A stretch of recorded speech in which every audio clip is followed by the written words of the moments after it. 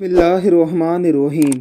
ये रसूलुल्लाह सल्लल्लाहु अलैहि वसल्लम का एक ऐसा उम्मती है जो अपनी दोनों टांगों से माजूर है, लेकिन आप सल्लल्लाहु अलैहि वसल्लम की तालीमात पर ऐसे कारबंद है कि 5 वक्त की नमाज मस्जिद में अदा करके आप सल्लल्लाहु अलैहि वसल्लम के हुक्म पर अमल कर रहा है। हमारे प्यारे पैगंबर ने नमाज को दीन का सतून करार दिया है।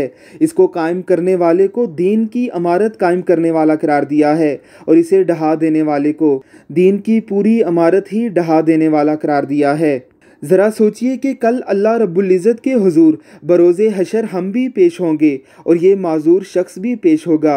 ये अपनी तमाम तर नमाज़ों के साथ अल्लाह के हुजूर खड़ा होगा और हम अपने बहाने तराशते हुए अल्लाह के सामने नमाज़ें छोड़ने का उज़र पेश कर रहे होंगे, तो हमारी क्या हालत होगी। टांगों से माजूर ये नमाजी नमाज अदा करके हमें ये पैगाम दे रहा है कि नमाज पढ़ो इससे कबल के तुम्हारी नमाज पढ़ी जाए। अल्लाह रब्बुल इज़्ज़त की ज़ात हमें इस्तकामत के साथ नमाज कायम करने की तौफीक अता फरमाए। आमीन सुम आमीन।